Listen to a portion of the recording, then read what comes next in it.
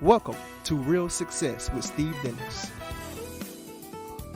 You are now tuned in to another episode of Real Success. This is the podcast where we share inspiring stories based on relationships, encouragement, attitude, and the leading of self. We're so glad you can join us. And now, here's your host, Steve Dennis. Hello and welcome to episode 3, Real Success with Steve Dennis. I am extremely excited about this episode. Now, what I'm doing very simply is I'm going to share with you from this thought, okay, how to become a grow-through leader.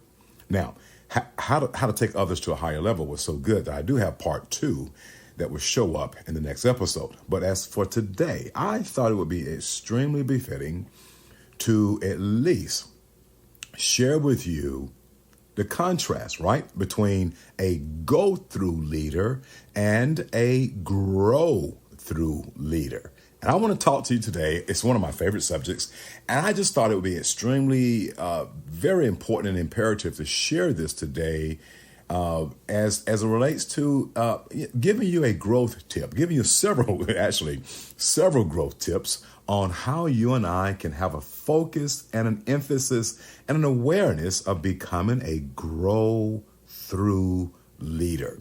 Growing up, I always heard the phrase, I'm just going through a hard time. I'm going through this and I'm going through that. Even in the church circles that I come out of, I've heard that statement quite a bit where the focus, the emphasis was on what you're going through. And it dawned on me years ago that what if I could change that from not just what I'm going through, but what is it that I'm growing through? I don't know about you, but when I look back over my life, I recognize there have been different events, different moments in my life that I could probably classify as being adversity or a crisis or a low moment or a down moment. And I can honestly tell you and share with you, there was those moments in my life where I felt like I was at my lowest that I learned the most. Okay. So oftentimes bad experiences, we hate them. We don't like them, right? But isn't it amazing how often they become our biggest helper? So today I want to share with you again some tips and some techniques on how to become a grow-through leader. Wow. So put your seatbelts on, okay? I'm locked, caught, and ready to rock with this one today. And I know, without a doubt, by the time we're done with our time today, you're going to have several insights that will help you as a leader to grow through it and not just go through it. Now, let me clarify. When I talk about leadership, I am not just talking about your leadership in a job or a position, what your title is. If you're a parent, if you're a mom or dad, single mom or single dad, auntie, uncle, grandparent, you are a leader. One of my favorite pictures thus far that I've taken with my youngest grandson. He's named after me. So can you imagine? Just use your imagination for a minute. His name is Andre. His first name is my middle name. You can see the picture, can't you? Yeah, he's going to be in the wheel for sure. But one of my favorite pictures with my youngest son, Andre, is a picture where he brings me a book and says, Paw, will you read to me? And so he's kind of, on my lap, and I have the book open, and he's looking very intently at the words that I'm reading from this book. And what I love about that example is that even with my grandson, I'm influencing him by reading to him, not just reading to him, but I have him, he's actually involved in the process. While he's there looking at he cannot read right now, but he's looking at the words that I'm reading as if he's reading right along with me. And it dawned on me, Steve, that's influence. You're leading him. You're influencing this grandson. And so he already knows when he comes to my house, we may play Marvel and we may play Iron Man and Captain America and the villain of the show, Thanos.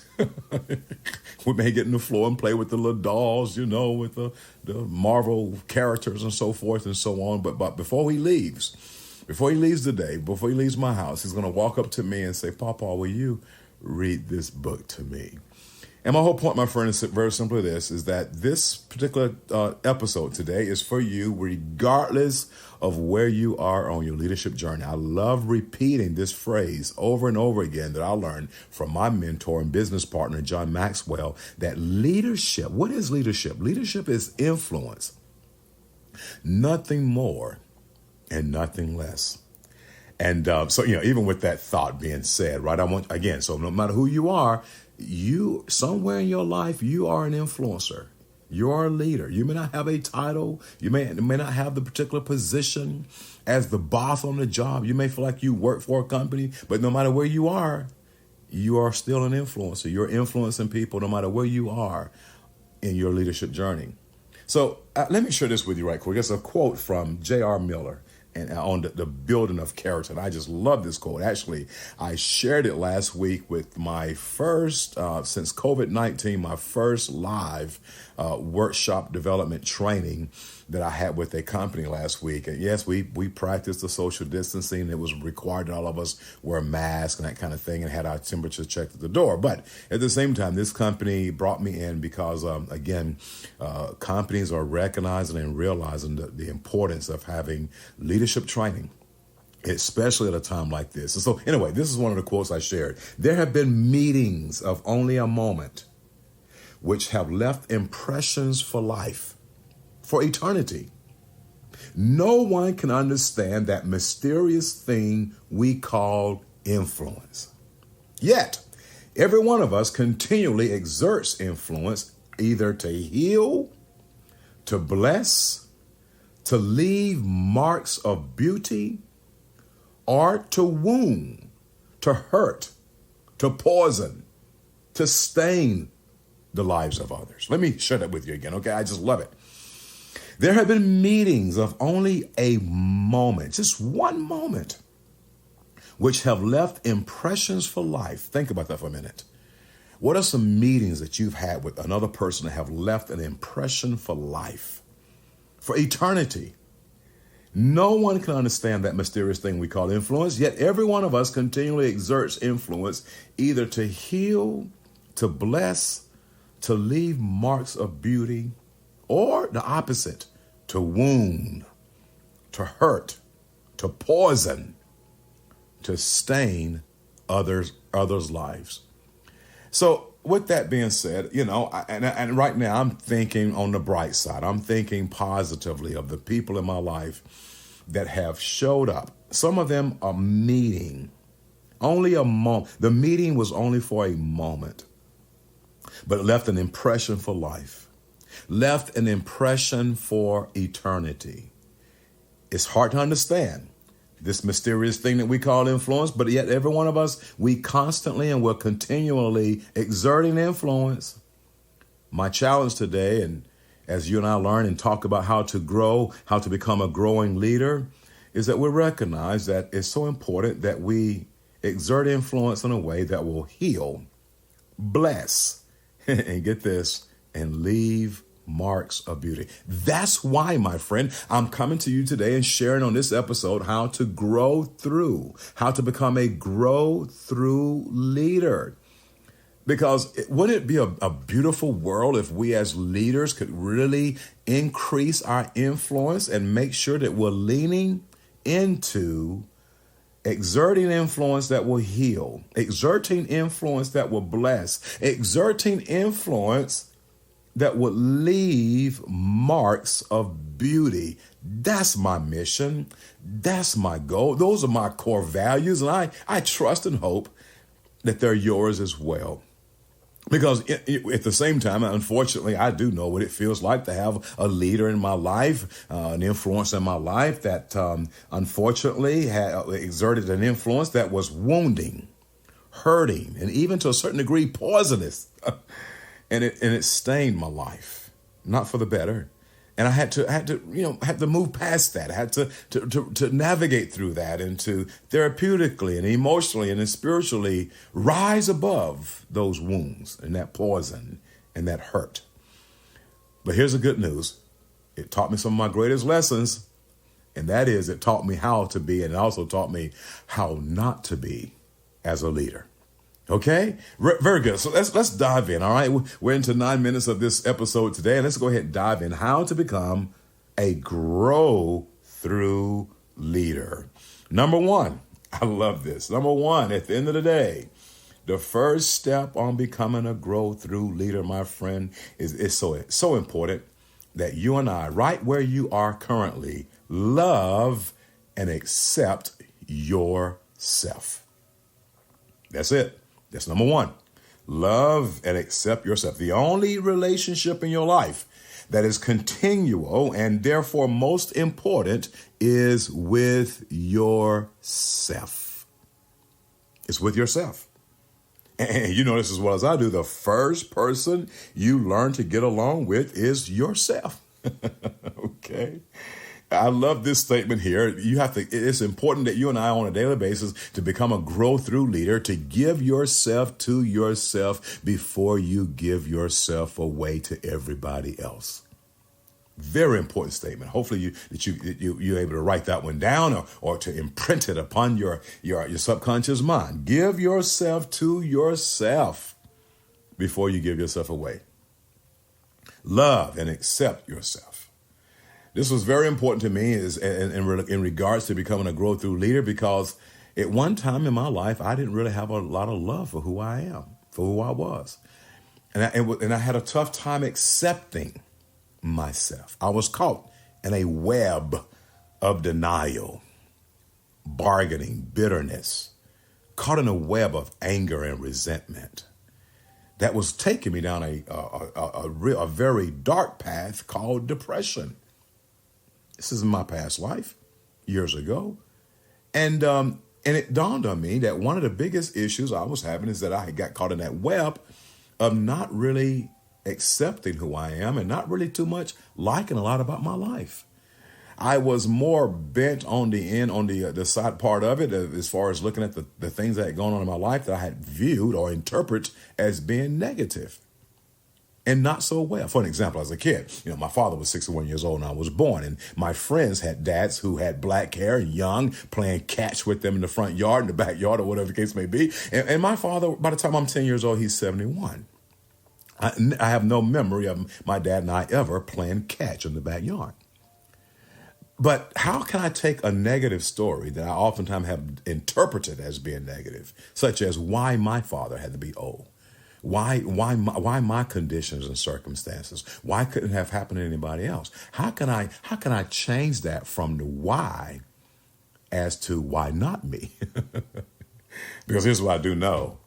I have no bad story, no bad interpretation of my past, because everything that has happened in my life, including my rearing by my parents, being raised by my parents, having my father who was sick with Alzheimer's at age 15 years old, when I was 15 years old, all of that has made me to who I am today, and I like that guy. Okay, I love him, all right? Love and accept yourself. Being in a place of self-acceptance is vitally important to become a grow-through leader. Number two, I'm really excited about this one. And you can probably tell how excited I am about sharing with you all of these principles I have on how to become a grow-through leader. But the first two, I just really, really, really think are my favorite, okay? Here's the second one. Choose a positive life stance. Choose a positive life stance. Okay, here we go, guys. You ready? I learned this from John Maxwell. It's in his book, the 15 Laws of Growth, and he talks about one of the growth principles is called the pain principle, the law of pain. And the law of pain, he talks about good management. Get this now, good management of bad experiences will lead to great growth. Okay, if you can write, if you're driving, keep driving. Go back and rewind. I almost said rewind the tape. Go back and play this podcast over again. See what my mind is, rewind the tape, cassette. Okay, anyway, go back and replay and write this statement out. That good management of bad experiences, good management of adversity, good management of a crisis will lead to great growth. I can grow from it, but it's only if I learn how to manage it properly.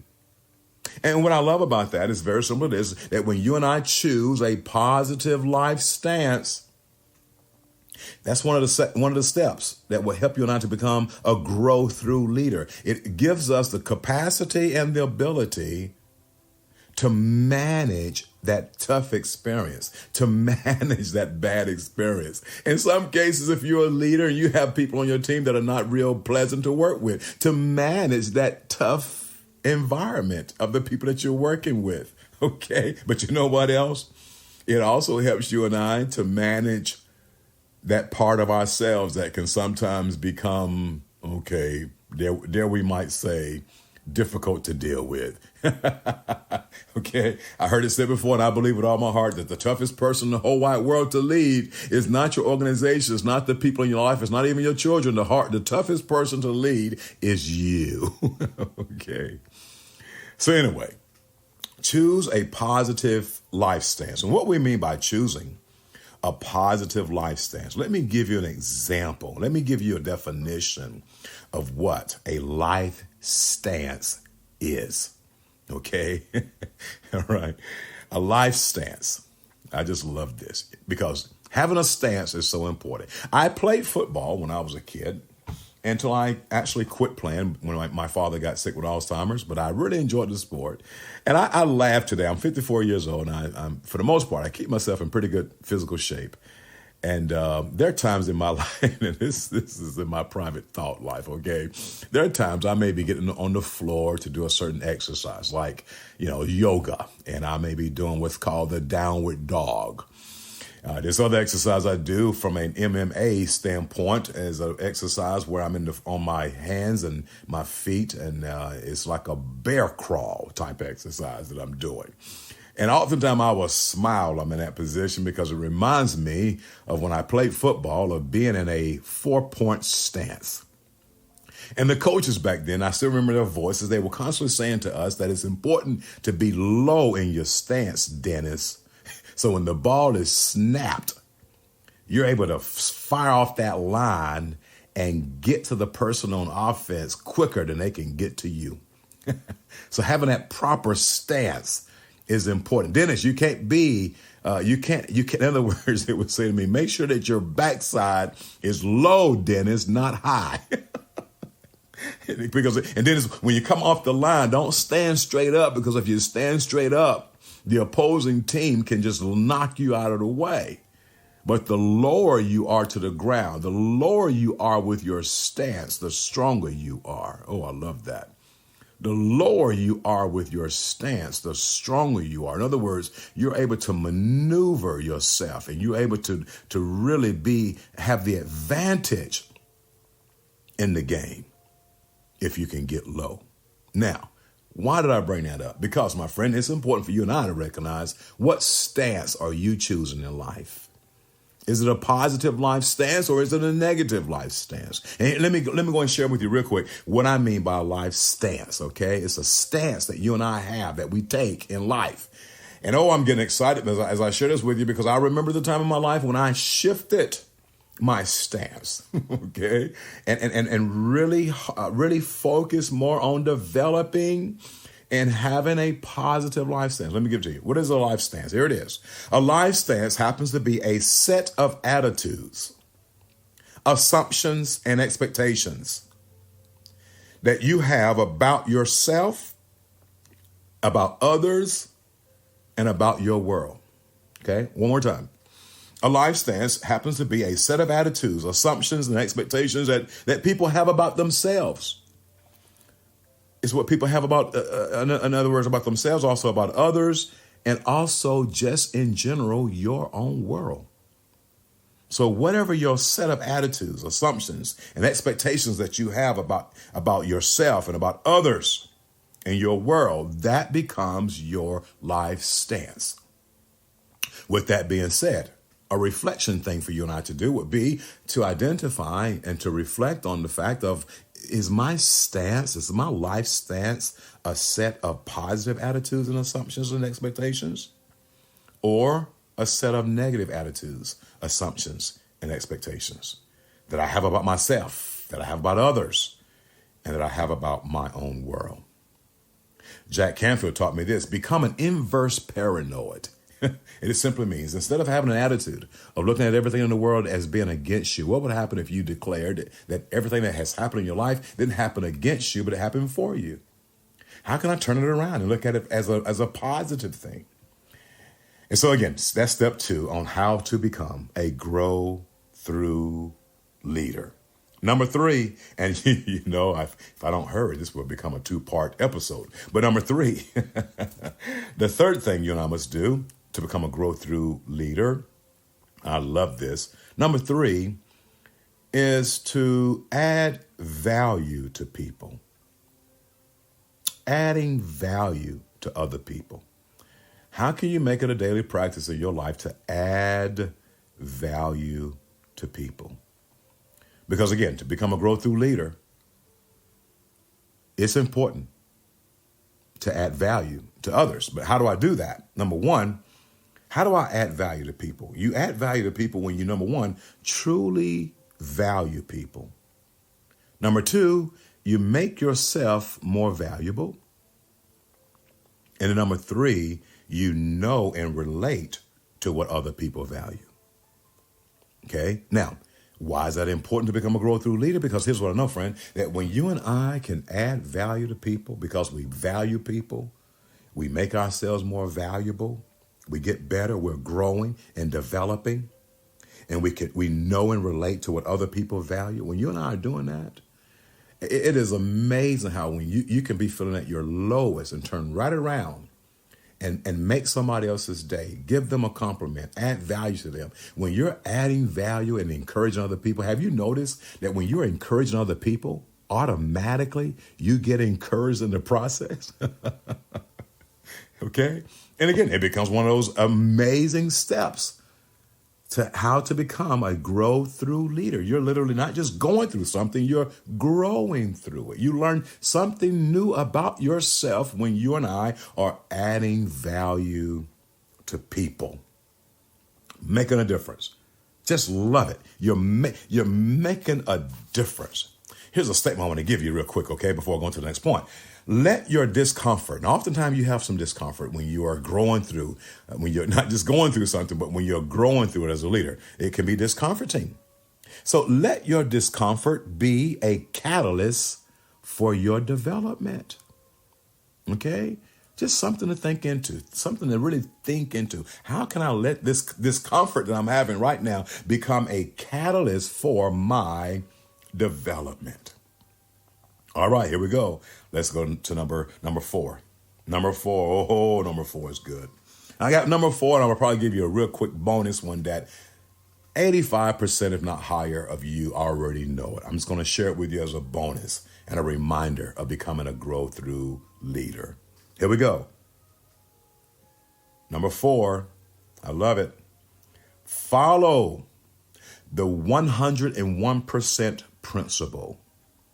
That may sound foreign to you right quick, but I will explain. Follow the 101% principle.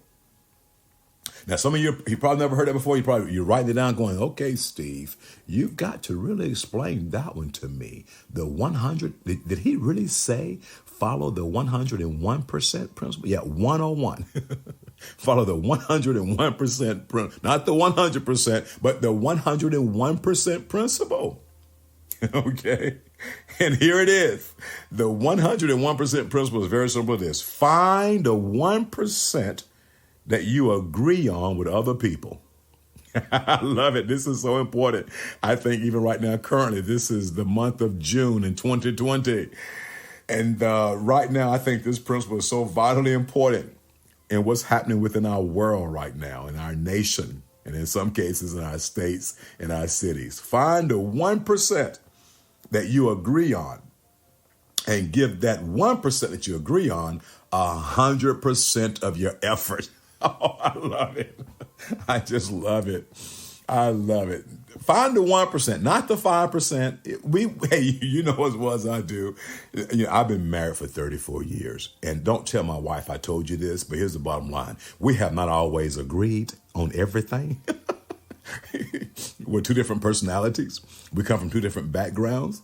And we have not always, don't tell me I told you that. We have not always agreed on everything.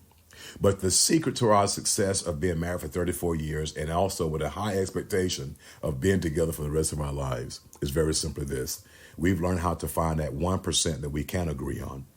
And whatever that 1% that we agree on, we give it 100% of our efforts. So my whole point of bringing that up with my marriage is very simply this. No matter who you are and what relationships that you have with other people, instead of trying to find the 50% that we can agree on and getting frustrated because you're never going to find the 50% of everything that you agree on, even with some of your best friends.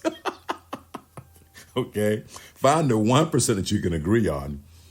But here we go. And give that 1% a 100% of your effort. Okay. I know it, right? I just dropped some gold on you today on that one, all right? And again, this is one of those principles that will help you and I to become a grow through leader. Okay, there you have it. Oh, you reminded me. All right, I forgot. Yes.